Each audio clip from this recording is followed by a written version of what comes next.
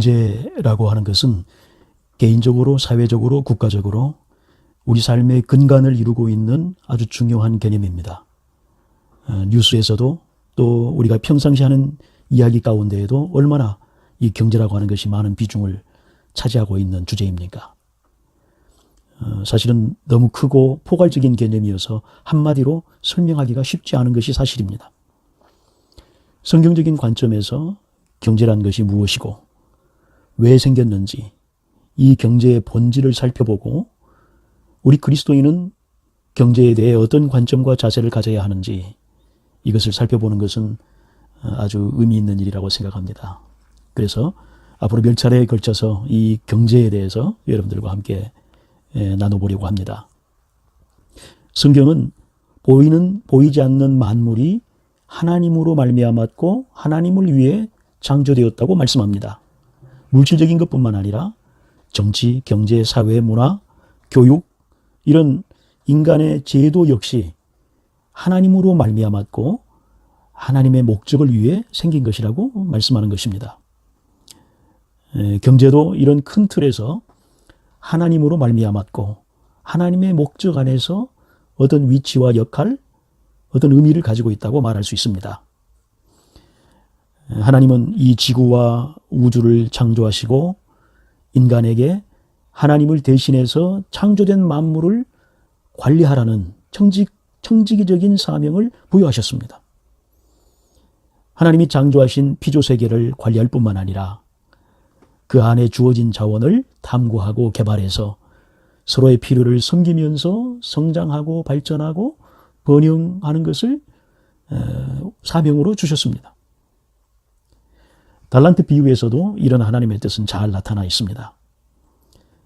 맡겨주신 달란트로 열심히 장사해서 증가시켜 놓았을 때 하나님은 칭찬하셨습니다. 착하고 충성된 종아, 오늘 나의 즐거움에 참여하라.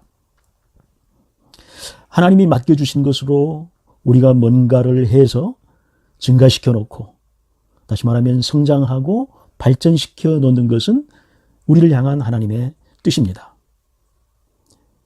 인간을 창조하신 후 최초로 주신 명령 속에도 이런 하나님의 뜻이 잘 나타나 있지요. 생육하고 번성하여 땅에 충만하라. 땅을 정복하라. 다스리라. 지상사명과 대비해서 이것을 창조사명 또는 문화사명이라고 말합니다. 땅을 정복하라. 이 말씀은 하나님이 주신 기본적인 자원을 탐구하고 개발하고 활용하라는 이런 뜻입니다. 땅이라고 하는 것은 하나님이 주신 가장 기본적인 자원입니다. 여러분 한번 지금 주변을 한번 돌아보십시오. 우리가 쓰고 있는 거의 모든 물건들이 땅에 있는 것을 개발해서 만든 것들입니다. 언젠가 TV에서 인상적인 기업 광고를 한번 본 적이 있습니다. 지구의 가치를 높이는 기술, 두산종공업. 저는 이 광고를 보면서 참 의미 있다고 생각했습니다. 지구의 기본 자원을 탐구하고 개발해서 사람들이 필요로 하는 가치를 만들어내는 일을, 그 일을 한다는 거죠. 한편 이 창조사명의 앞부분 생육하고 번성하여 땅에 충만하라. 이것은 발전하고 번영을 이루라는 말씀입니다. 그래서 이 창조사명을 이렇게 풀어서 말해볼 수 있겠습니다. 하나님이 주신 기본적인 자원을 탐구하고 개발하고 활용해서 발전과 번영을 이루라. 이런 사명을 우리에게 주신 것입니다. 그런데 성장, 발전 이런 것이 이루어지려면 반드시 필요한 것이 한 가지 있습니다. 그게 무엇입니까? 여러분, 몸이 어떻게 성장하게 되지요? 각 지체가 자기 역할로서 다른 지체를 섬김으로써, 서로 섬김으로써 서로의 섬김이 교차하면서 성장하고 발전하게 되는 것입니다.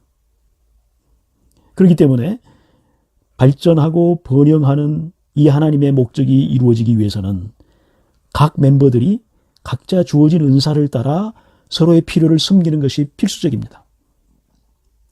그래서 창조사명을 최종적으로 정리해 본다면 각자 주어진 은사를 따라 하나님이 주신 기본적인 자원을 탐구하고 개발하고 활용하여 서로의 필요를 섬기면서 발전과 번영을 이루라.